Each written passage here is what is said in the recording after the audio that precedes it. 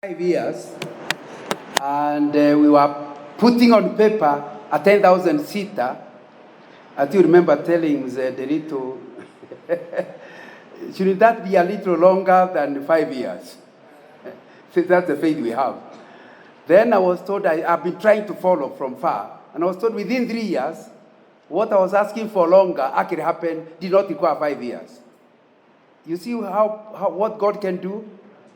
Yeah, I'm involved. At least I used to, before they called me an old man and I retired, I was involved. I used to work for a multinational oil company. And since then, I have helped a lot of organizations write strategic plans. I spend a lot of my time helping people in planning and trying to be better organized. And so I was using that experience of other organizations in trying to think that KSF is being overambitious. Now, I'm much easier to handle the group because now I know faith is based on God. And God has no limitation, isn't it? So that's why I'm very excited to be here. Now, remember, our problem was the main cathedral. Now, I'm here in an overflow. In other words, what we planned in 5 years is already too small. So you can imagine how excited I am about what God can do. I can tell you, even the ones that had a lot of faith did not ask for an overflow. It was not in our plan. Because already that one was too big. Now, can you imagine? It's not just, I'm not the only one. There are many people here who know that God did more than we asked.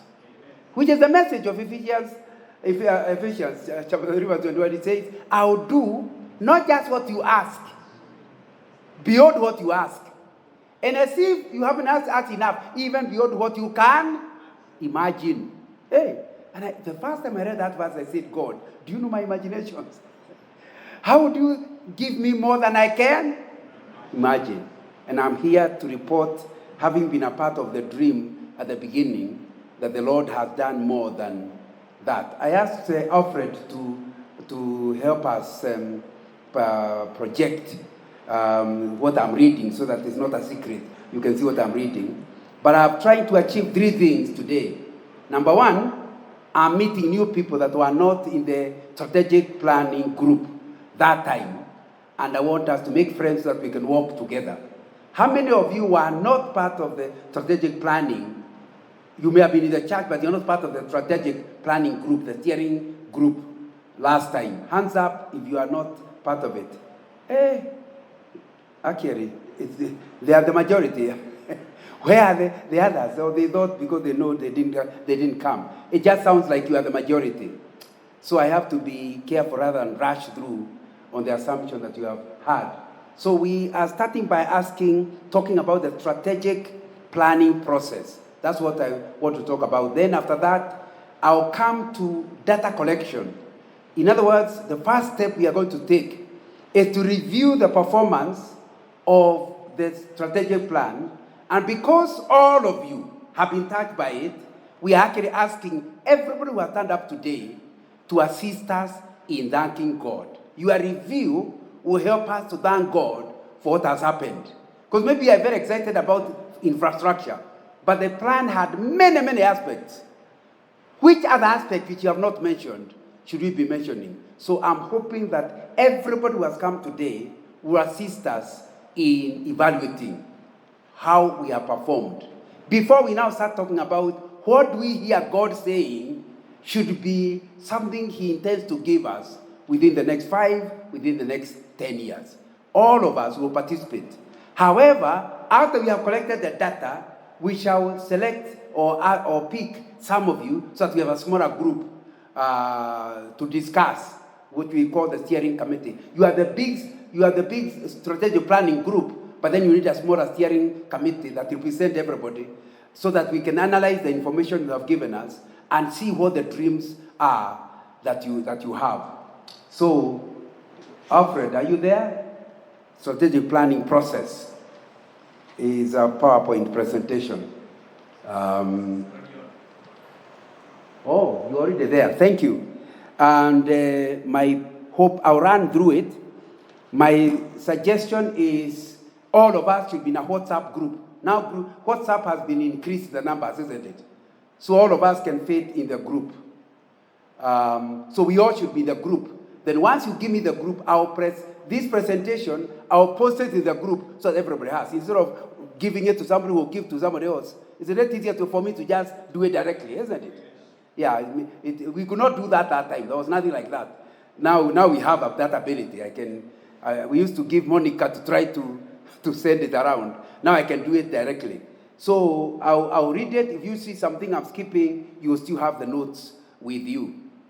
And my hope and prayer is that as we look at it, God will give you an idea of what we are doing and start giving you some suggestions you can have. Apostle has already read my first verse. Yeah, it's the Spirit working, isn't it? Because he did not know that I'm going to read the verse. I'm giving the biblical basis for planning. Why should a spiritual person not do things without planning? Why not just do it? Now, I was in that generation of the revival, 1970s, and one of the ways we knew you are at work is we'll go to some people call us gorillas, but so we'll go to a marketplace. And by the time we got to the marketplace, we have no idea who is going to be the singing, who is going to preach, when we are there, it's just, you are preaching, Anga. Now, and have no sermon. Now, we believe that's the way to work. That planning is unspiritual. So we just went, and that's the way things are. And those things were quite common in the 1970s. And I'm not saying they are wrong. I'm only saying we had not read this chapter. We are young people and we have not read the chapter. So that's the way we did things. We felt that even preparing notes for your sermon was unspiritual. Because you speak as the Spirit leads. And in our understanding of that, the Spirit cannot lead earlier. He has to wait until you are standing. Now, so you sounded very unspiritual. You know, we came from denominations. Watu wa makanisa. So because we are spiritual, you just stand up and talk. Obviously, you end up talking on one verse, and sometimes not correctly.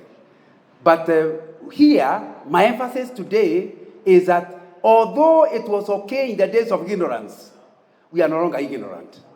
It is important when we invite you to come and speak, seek the Holy Spirit to lead you. We don't want to tell us what you want to say. We want to hear what the Spirit is saying. But the Spirit has the capacity to tell you before you come. And then you have the ability to write what the Spirit has said. And the fact that you have your notes does not mean they are coming from your head. They are still coming from the Holy. It took many years for us to understand that. And I'm hoping that nobody is in that category. Just read Habakkuk chapter 2 and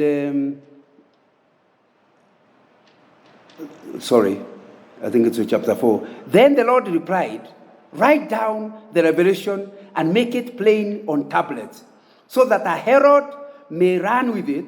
For the revelation awaits an appointed time.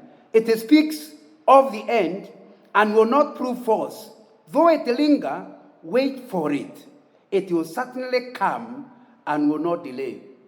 In that verse, the first thing is, Habakkuk is being told, when I tell you something, don't trust your memory. Ever heard of the saying, the faintest pencil has a better memory than the best brain?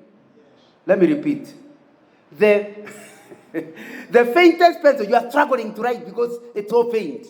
The faintest pencil has a better memory than the best brain. So even if it's at night, God wakes you up and gives you a vision.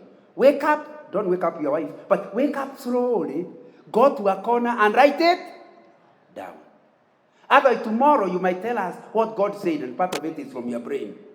So what he has told you, write it down. And it's important that we do that. Of course, that encourages us, those of us who preach, to also write books. Are we together? Why do you do that? He says, so that not you, but somebody else has the capacity to run with it. Because although even if you have a good memory, if you are going to do this as a team, we all need one document. So that as we are running, we are not giving different messages. We have one message. So without writing down what God has said, without writing a plan, you will end up confusing people. You can see, for example, if you don't write it down, every day you are moving this way, you go 2 kilometers this way, then you come back, you do kilometers this way, you never make movement. You have a lot of heat, but no light. So it's important to understand why it is important to put it in writing. It's because it's the one that helps the team to go to one direction. So write it down and make it plain on tablets. In other words, it's possible to get a vision, but when you speak it, it's not plain. Plain means simplified, enough for anybody to be able to run with it. And do not start thinking that it's better not to write, because a lot of people don't plan because they fear someone will tell you, but you never did what you said. No, wait for it. He is saying it will certainly come. That's basically what we are saying in this portion of Scripture. And the good thing is, we now are encouraged. We can see what we were saying 5 years ago has actually happened. But all I want to tell you is that there is a biblical reason why it is not right to run things the way we are doing them in the revival of the 70s. And we are not very young. I did my before 1971. So when I talk about 70s, we already people in our 20s. And that's the way we felt. We felt, of course, 1973, somebody called T.L. Osborne had come to Kenya, and God had blessed him with so much money. He told all young people to appear in Kisumu for training in evangelism, and ask your parents for money to go to Kisumu. He will give you double the money so that you can return the one your mother gave you. So we were about 5,000 of us young people in Kisumu, 1973. And many of the people you see in the Full Gospel Church, in the Deliverance Church, if you read their story, it can be traced to 1973 at Kisumu Sports Ground. The whole morning, T.L. Osborne and his wife would talk to us, training us in evangelism, and in the afternoon, we'd go to the sports ground in Kisumu. And every day for about almost 2 weeks, there will be a miracle that happens in Kisumu Sports Ground. Now, so it thought from there, he gave those who are older than us, who are given small equipment for public speaking. That's how, especially in this area, because we are not used to it, that the church moved from inside buildings and started having open air. I got saved in the 1960s, you never heard of an open air meeting. But after that Kisumu thing, we started moving into the open air. Because the message we were given by T.L. Osborne is, go out where the sinners. Later I discovered it's a book he had written, but I didn't know it's a book. I was hearing it for the first time. These sinners are not, if you, for example, we have built a big cathedral. But as we write the strategic plan, most of the activities will not be in the cathedral.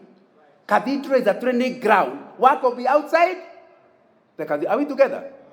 But that's what really we are talking about. I want also to read another portion of Scripture, still trying to convince you that it's important to be a Christian who plans. Luke chapter 14, verse 28. Suppose one of you wants to build a tower. Won't you first sit down and estimate the cost to see if you have enough money to complete it? For if you lay the foundation and are not able to finish it, everyone who sees it will ridicule you, saying, this person began to build and wasn't able to finish it. In other words, Jesus seems to be saying, people will laugh at you and it's okay, you deserve it. Can you see Jesus is not criticizing the people who are laughing at you? He's criticizing you for not planning. And this is in the red letter edition, these are Jesus' words themselves. And yet I have to tell you, this idea of moving without a plan, we have two reasons why we don't do it. Number one is our culture. Our African culture does not encourage planning.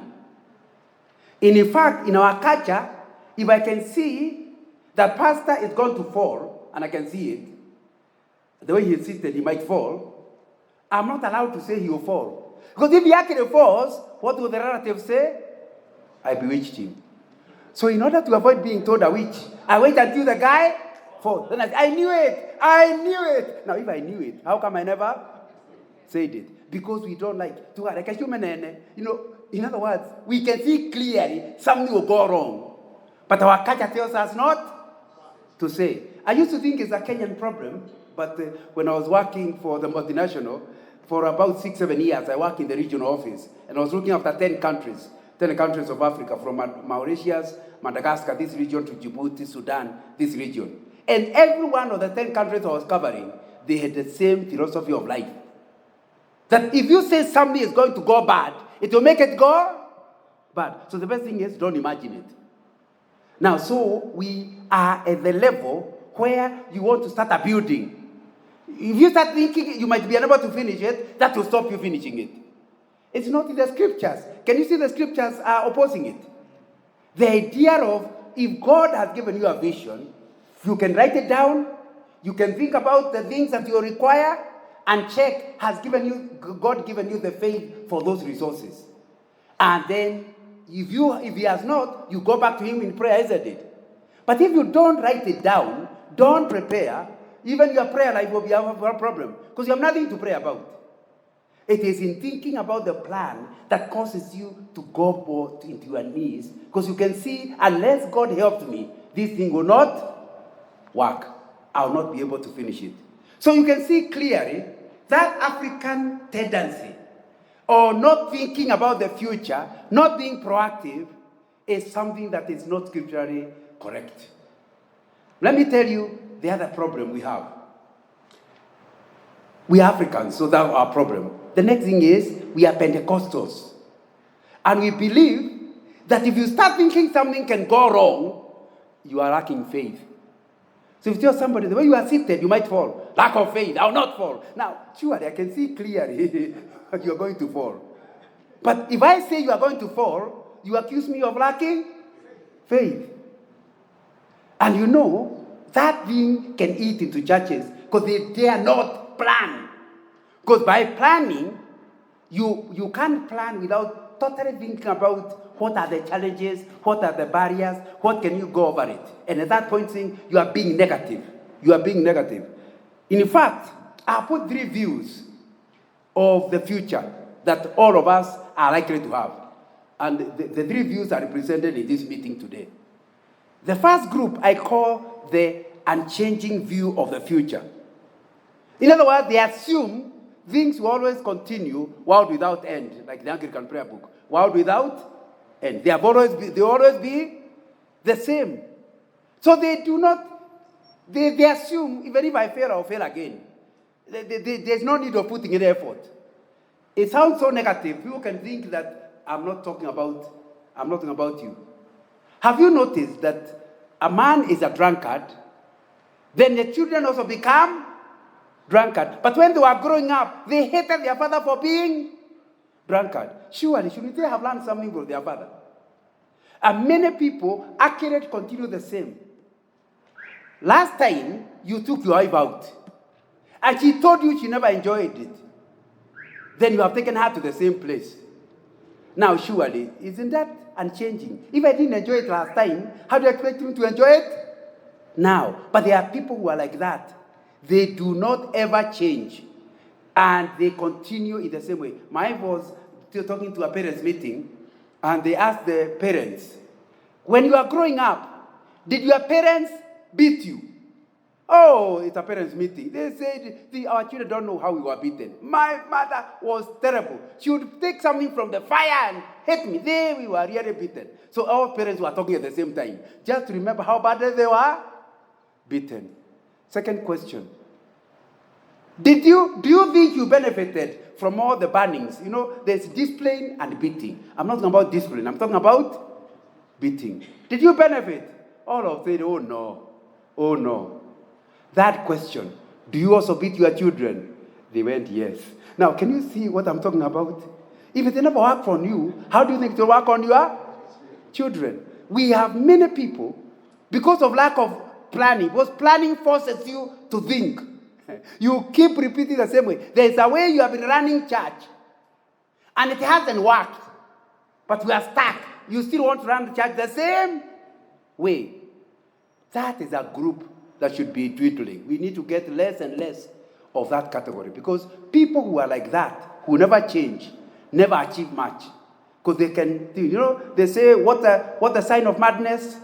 Madness is to do something the same way and expect different results. In fact, I was told in one psychiatric hospital, before they can release a patient and say he's not mad, he can go back to society, they would put a drum on one corner full of water, and then they put another empty drum, then give a container full of holes, and they tell the madman, please empty that drum and fill this other one. So you go the first round, and they are calculated. You take the water, then they walk. The distance is such that by the time you reach the other drum, there's hardly any water in the container. So just put a little, you go back. If the guy goes the third one, they tell him it's okay, we have lunch. Go back to the hospital. Because obviously, even if he keeps going 20 times, will he ever fill the drum? But his mental capacity cannot tell him he needs to change. Now, a church that is in this category will never go places. It will not achieve the things God has set out for it. Because it's not willing to change anything. Because after all, it worked. And even if it did not work, anyway, we are still here anyway. The second category of group of people is called the reactive. Normally, we talk of the reactive people in a very negative way.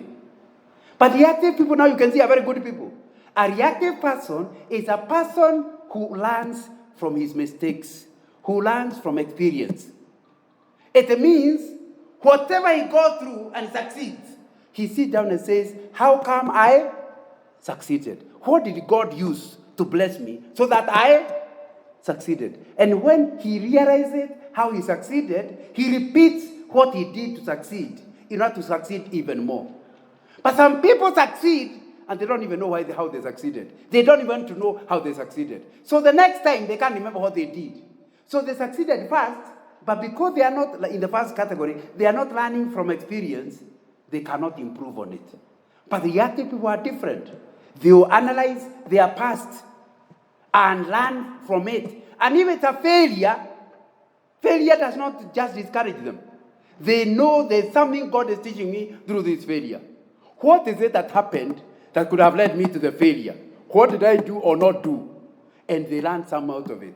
So reactive people are people who are on a continuous upward trajectory of life, becoming better and better.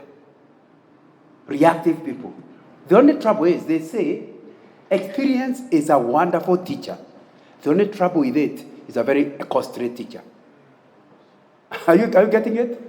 People say, experience is a wonderful teacher. Now, it's a very expensive teacher. That's why we do not encourage people to be reactive. We encourage them to be proactive. A proactive person is a totally different person. He doesn't wait to fail in order to learn. He looks at something and forces his mind in prayer to seek what can go wrong. And by looking at what can go wrong, he can see this and this and this can go wrong. If it went wrong, this is what it will cost me. Can I stand it? However, must it go wrong? God, is there something I can do that will stop it from going wrong? Because he has thought about it before it happens. Even what could go wrong is stopped from going wrong. So you wonder, how come these people are progressing continuously? It's because you are struggling, repeating the same mistakes with a very expensive teacher. Them, they don't wait to make a mistake. They imagine the mistake before the mistake happens. And then ask themselves, what can I do in order to stop it from going wrong? Those people are called proactive. People that are proactive. And proactive people are continuously improving. They are the ones that Habakkuk is talking about. They see a vision, they write it down, they don't just move on their own. I want to say, when you talk about strategic planning, there are at least 5 stages, but you are going to start with a pre-strategic plan, which is strategic view, which is phase 0. If Alfred, you keep going, you'll get the list of strategic steps that we are going to take. So phase 0, which you can't read, It's called reviewing the previous strategic plan and therefore learning from it. And that is important. Once you do that, it will be important what we call strategic context setting. And here is to look at, we are planning within which atmosphere. We are planning in Kenya, not in America. So you must understand our context. Because learning our context, even if you have the same vision as an American, the contexts are different. So we still must look at our context. And once we set up the context, and that's when we agree what is it we can see into the future. What can we see that will happen in setting the context? That allows you to go to phase 2, where we do assessments and investigations. That's when we start analyzing. This is where we want to go. What are likely barriers? What are likely challenges? What are likely opportunities? And that's one of the things you'll be helping us to see. In the previous strategic plan, have we utilized the context within which things were happening? And that allows us to go to phase 3, where we now look at all that information and do a strategic reflection. This is not useful for our plan. This one is useful. After all the data we have collected, in the reflection, we will see what is important and what is not, which therefore allows us to go to stage 4, which is now preparing the plan itself, the strategic formulation. And then, after you have the plan, you must create within the plan a monitoring system, where every year or every 2 years or every period, you ask yourself, am I going towards the direction I felt God was calling me? If I am not, why not? What can I do to realign back to the strategic plan? Or do I need to totally review from what I'm hearing God say? Do I want to strategically to review the plan? That's what we are calling the monitoring process. But what is strategic planning? It's an element in the process of strategic management and strategic thinking and acting. A strategic manager is a manager who doesn't make individual decisions except in the light of the strategic intent. In other words, there is something long-term you are trying to achieve. What you are doing today must be questioned as to whether it will add to the end. That is a strategic thinker. You don't jump. Jumping is not good or bad on its own. If jumping will help you to go to a strategic intent, then jump. The higher, the better. But if it's not even helping you, it's using your energy. Don't even try to jump. But how do you answer that question? If you don't have a strategic intent, something you are trying to achieve, then you'll do, the other church is jumping, so we all must, so we can join the denomination of the jumpers. Now, it will be important that you are clear in your mind, what is that vision, long term, that we are trying to achieve. Nothing should happen. Even if you are recruiting people in the team, they are not bad or good on the basis of their beauty. Now, it is, how if they join this team, how will they help us to reach the strategic intent? Are we together?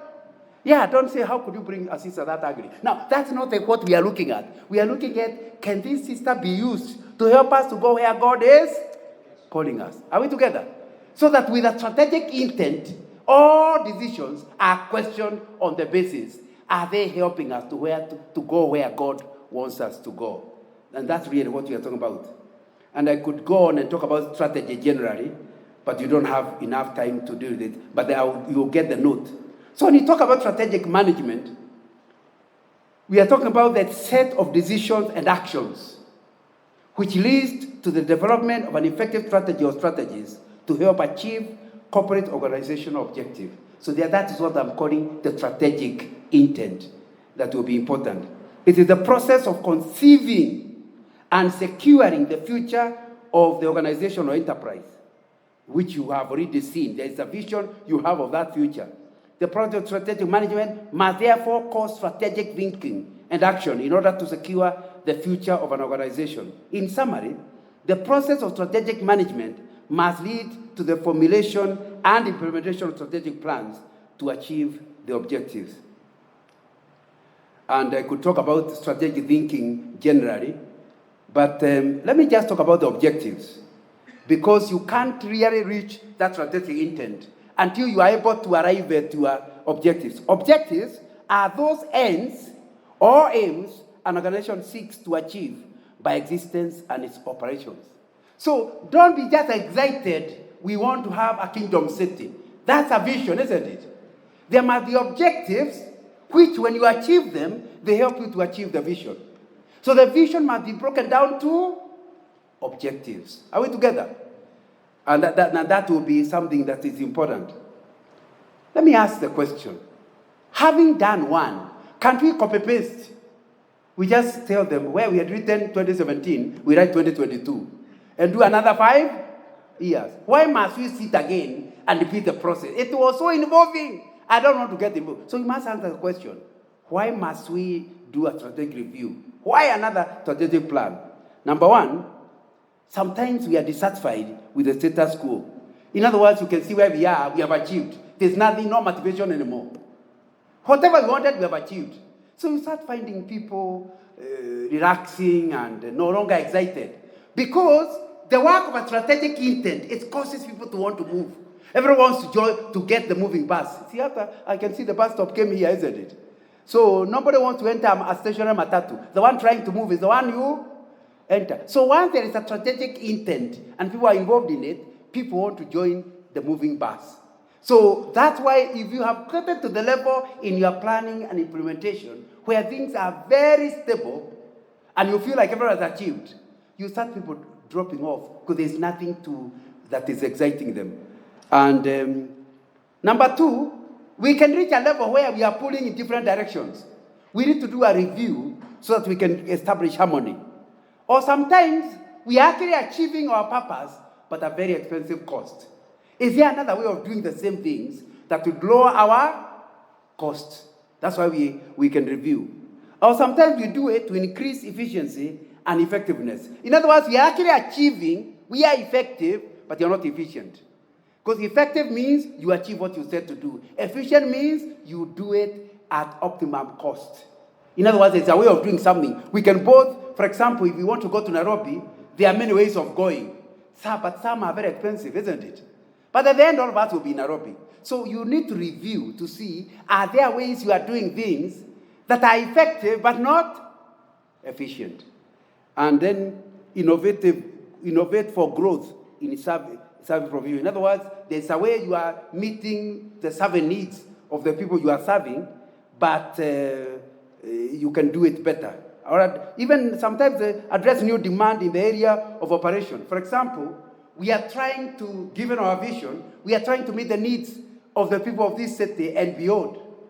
But then the generation of young people are coming with new ideas that were not in our plan. We need to do a plan to say, how are we going to deal with generation? What is it being called? Z. Is it being called Z or is it X? Whatever the young people are being called, they have given themselves some funny name. Now, whatever that name, we as a church must understand that group. And in our plan, we must say how to meet the needs of that generation Z, or whatever it is, what is called. I'm not good in that area. And we could go on. But sometimes the law changes. And the way we agree to do things, the law doesn't allow us to do something. You need to review to see how can we still achieve our purpose despite the change of law. Or even change in technology, which we have not really used. We have MPCI, but maybe something better has come so that we could use. Who is reading aloud to see that there are new ways of doing things? Of course, for example, earlier, you needed your own radio station. But now there's something called YouTube. Am I right? And you can actually, every meeting can be on YouTube. So that there are people listening and that was not possible 5 years ago. Am I right? So if you don't sit down to review, you will continue the same way, but you are lacking using the new technologies that are coming. And we could go on. Again, I don't think I have enough reason. So let's ask ourselves, previous strategic plan, has it run its course? If the answer is yes, we need to review. Is there a change in the market? Or in our growth, have we reached what we call a growth curve? We are no longer growing anymore. The need to differentiate from others. In other words, we are doing what everybody is doing and we need to change. So, and we could go on and on, but I'm counting, and I've already used 35 minutes, and I was supposed to use not more than 55, so I need to talk about number. Having now explained why we need to plan, why we need to review the strategic plan, the next thing I wanted to deal with is not the whole, we don't require 100% of the population to do the review. We need what we call change agents, people that are going to have influence, so that although you are talking about 20% of the people, they will be able to influence the other 80%. Are we together? And it's important that you know the kind of people we deal with. These are people whom God has given the gift of confidence. They are confident builders. When he says something, everybody buys it in. We need those people to join our steering committee, because God has given them kind of a grace that when they say something, everybody does it. And by the way, sometimes they don't have a title. He is not the head of department, but when he talks, in fact, when the head of department talks, they keep saying, and karaoke, what do you think? Now, and karaoke has nothing, but karaoke must, I hope there's no karaoke here. Karaoke must talk. And he has no title, but people seem to want to hear what karaoke is saying. If karaoke doesn't talk and doesn't look excited, that project is dead from the beginning. Am I communicating? So we need people whom we can see they have that grace of becoming confident builders. And also we need people who are multifaceted. That means they are not, me, I'm an accountant. I can't think outside that. That's not a good change agent. You need somebody who can be multifaceted, and that is important. And then we need, that this I don't think it's very good to say it, but it's true, even in church and in politics. So if you pick the wrong person, he may say things. You know, there are people who talk, and not that he is a non-Christian, he certainly has heard from the Lord. But the way he says it, he sends away people further from where you are going. These are people who are not politically astute.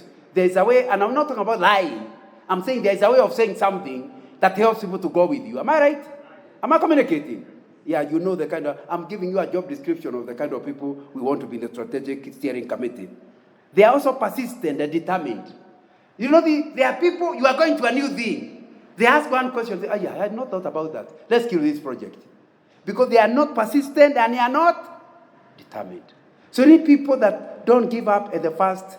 You know, they they are going to a problem. They see a problem. Even God does not want us to go. You have not even talked to God. It's just a problem you have. Now, you need people that don't just say no for an answer. They push. Are we together? And sometimes God wants you to go on, but because there is a barrier, he wants you to go under the barrier. That's why the barrier is there, to see how you can go under it. But sometimes he wants you to go, but he wants you to go over, but sometimes even through the barrier. Now, so you can't just see a barrier. So you need people that are persistent and determined. The other thing is, people in this team need to be quick-witted. There are people where you are discussing an idea, you'll understand it tomorrow, but you're making the decision today. Later, sorry, I did not mean to, I was still thinking, but the decision has already been made. Those kind of people have a lot of use in the kingdom of God, but not in strategic planning. So put them somewhere. You need somebody who is thinking with you as you are talking. Hey, brother, stop. Have you thought about this? No, I'm not comfortable. If you are going to tell me you're not comfortable after we have already dug the foundation, can you see the confusion? So these people that are in the need must be quick-witted. They must be convincing. They must be creative. They must be self-motivating. What's self-motivating? You know, some people are wheelbarrows. And wheelbarrows are very useful. I'm from Nyandarua. I grew up on the farm. So a wheelbarrow, before we had a wheelbarrow, it was difficult. But now, and you know, we grow potatoes. And you have to put it to the road where the people are buying are going to take it. Until we now got a wheelbarrow. With a wheelbarrow, you put a whole gunia and you can move it there without your back aching. But the trouble with the wheelbarrow is that when you leave it there, tomorrow you find it in the same place. And some people, the other title for those people is called wheelbarrow. If in your team you have a wheelbarrow, where you leave him 2 years ago is where you find him. He is not self-motivating. You know, can you imagine if you were able to buy a tractor and then you put the potatoes, and the tractor can move on the farm. You put it on, it takes itself to the road. Am I communicating?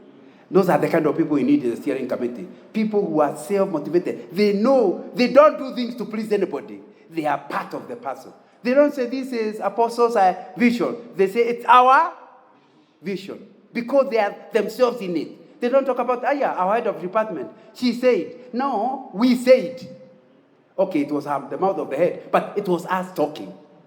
Now that's people who are self-motivated, and it will be important that we have those kind of people. Now, I have to stop because 40 minutes have gone, and I still want to go. Can you go now to the questionnaire so that we can look at it? So I hope now I've achieved my first thing was for you to understand the process we are following.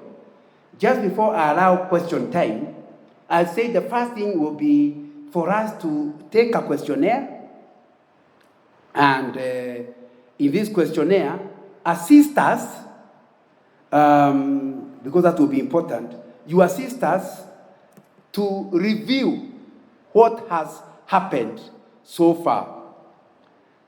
KSF Strategic Plan Midterm Review. And or whatever, I think we have reached the end, so we should talk about. Number one, I would like you to give us feedback on the vision, mission, and core values as a objective of KSF. We're asking questions like, does it fully capture the vision of KSF? Or you feel like, those people of 2017, you left out this. Tell us now. Even if you are in that meeting, but I'm not suggesting you are slow thinker, but God has given you new revelation. Feel the freedom to tell us that vision, the way it is casted, is not exactly where we are currently. If not, what should be the adjusted vision? Why do you want us to adjust it? Just so that we hear you? No, that's not a good reason. Tell us, why do you think the vision, the current vision, should be adjusted? Why? I think the questionnaire will not take you more than an hour. So I'm asking you to give me 1 hour of your time. And remember, there's no right or wrong answer. We just want you to know what you think. Are we together? So there will be nobody this is right and this is wrong. Just tell us what you hear from God as you write down about where KSF is. The second thing is look at our mission statement. Does it capture the mission of KSF? Is it still relevant today? Can the next vision also carry the same mission? Will it help you achieve your vision? In other words, if you did the mission, is it in line with your vision? And that will be something that is important to talk about. If not, what should be the adjusted mission? And why do you want us to adjust it? What is better in your vision than what we currently have? Then there are core values, and I'm going to post you our core values when I'm given the group, so that you go through them. Core values are non-negotiable convictions of KSF. In other words, if you don't agree with it, don't join KSF. Because that's what we are. The core values describe who we are. And we call them non-negotiable. That means you cannot sit down to discuss them. They are made up front. All of us join within them. And they are listed, I think there are 5 or 6. Do you agree with them? So, do they still represent what KSF holds to be the non-negotiables? What evidence for each value shows that KSF opposes or does not oppose the value? In other words, we wrote it, but if you see the way we practice things, it's not in line with the value. Tell us, let's agree. Let's remove it. It's not our value. It's a value we wanted, but we never believed and practiced it. Or, the way we run things, this is the evidence. We actually practice that value. So help us to see the evidence if we practice, or the evidence that we do not practice that value. I don't have enough time, but core values are very, very critical. Normally, you are told not to have more than 6, because every value is a barrier to progress. Because a value means you are willing to fail to progress rather than break your own value. For example, you are a girl, you want to be married by a good man. But your value is purity until the wedding day. See, you already lose a lot of men. Your value stops you from getting married. You can see why value is critical. So when your value is purity, a man will come out, the next one out. All of them are not qualifying on the issue of purity. If purity is your value, so a value can make you remain single for life. So it's important to don't put a value unless you are serious about it. And that's what we're asking you. Help us to see, are we, or is there another value which we believe in, but you have not actually written it down? Please give us. Then, that time we agreed on strategic objectives. We said if we achieve these objectives, we shall reach our vision. Again, I will send you the listed objectives, and you can tell us, are they clear, valid, relevant to the fulfillment of KSF vision and mission? Then the next thing will be what we did that time called SWOT analysis. And I'll give you some notes on it. Here, we're asking you to look at help us look at where we are doing our plan, our context, and tell us, are there any opportunities that have been well utilized in the implementation of the plan? Give evidence. In other words, the reason why we have been able to achieve this is actually something that is external. God provided this. This is what happened externally that helps us to achieve. We need to know it so that we do not lose it in the next vision. I'll get in my point. So we need to know what is it. For example, when we were planning, we did not know there will be a bus stop next to us. Unless you remind me, I think we did not know. Now, it came. Has it helped the numbers to be bigger or smaller? What is the coming of the bus stop next to the church? What has it done? Good or bad?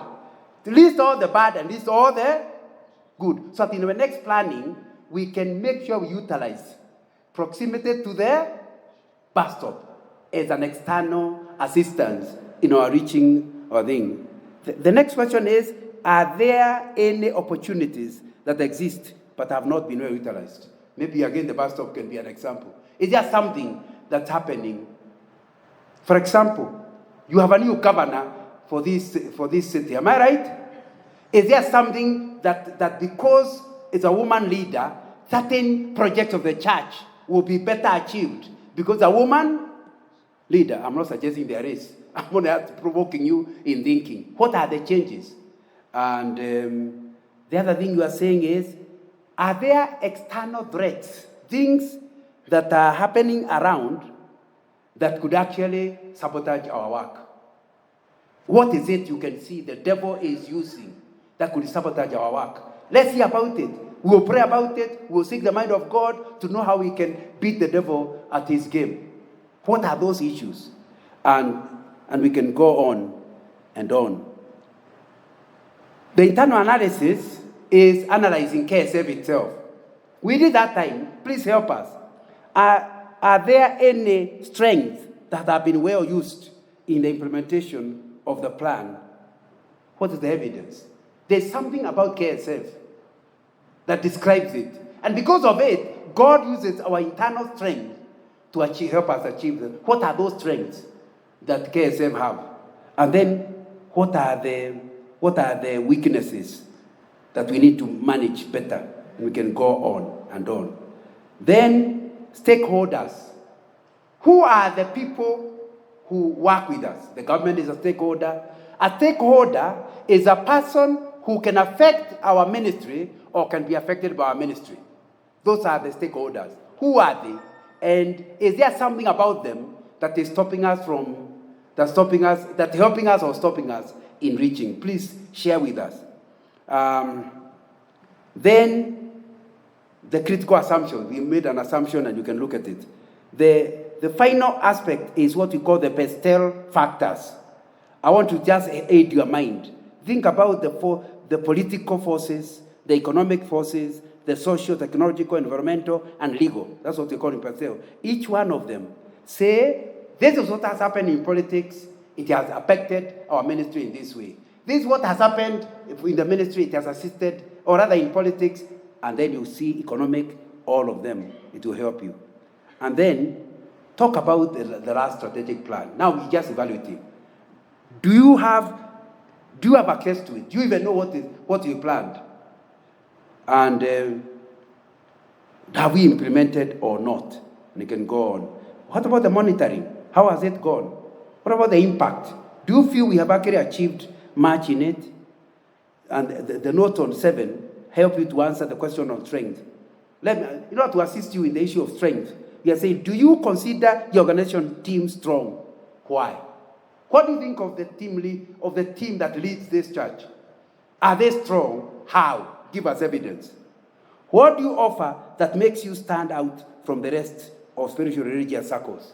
What is it in KSF that is so uniquely? There are many churches in the city, but there's something God has given you, a grace, an anointing that has been given, and we need to know it, so that because of that we ask ourselves, this grace God has given us, how can we use it to achieve more in the next vision?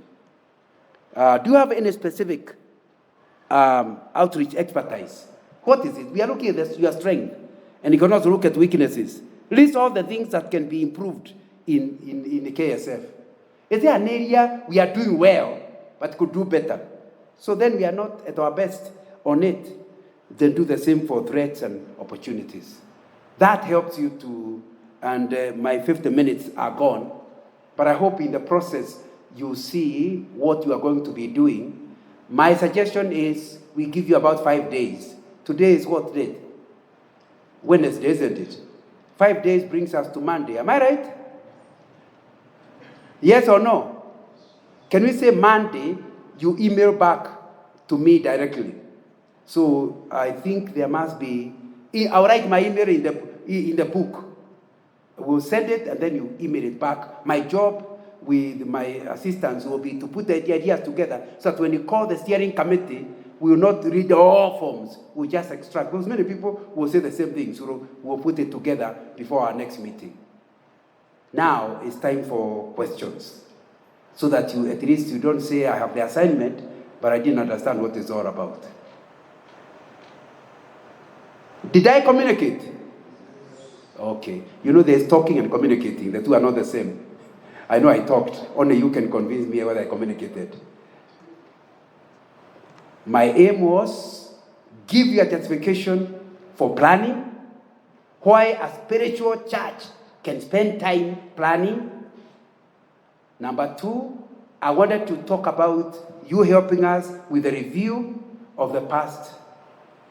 And then thirdly, I wanted us to agree timelines. Okay. Question, comment? Patrick is taking notes. He's ready with his, he's high tech. He doesn't write with a pen. He writes onto his computer, I saw. So he'll write it down whatever you say. Okay. Is the idea of reviewing the last one and planning the next one, is it your idea or my idea? Whose idea is it? Answer me. Have you bought the idea? Yes or no? Okay, so it's your idea then. Okay. Then, if it's clear, they will stop. But I think I would be happier if somebody commented on what we said. You either question or comment. Then I know there is, at least I communicated. Yeah, maybe I can make a comment. I know our team from here in the church, we have done a SWOT analysis. How many departments have done a SWOT analysis? The recent one. I know quite a number of departments have done the SWOT analysis. So what we need is just to come together again, take the notes. I know in the SWOT analysis there was the guidance that we were given. But maybe there are things we can also be able to improve in the SWOT analysis. Is that okay, Patrick? We do any improvement in that SWOT analysis. And then now we are going to submit that SWOT analysis. And that is what is going to take us to the next level. Now, there are our branches who are here. They have not even done the SWOT analysis. So I think you're going to begin now from there and start doing a SWOT analysis. And I know you are not also reviewing the last strategic plan. Mlikuwa naye kweli? Wangapi mlikuwa na strategic plan ya 5 years, 2 years, 3 years? Pastor Mburu, ulikuwa na miaka ngapi? Imeisha na ndio inaendelea? Ndio inaendelea 5 years. Ulikuwa umefanya SWOT? SWOT analysis umefanya? Bado? Sawa. So I think all our branches is good.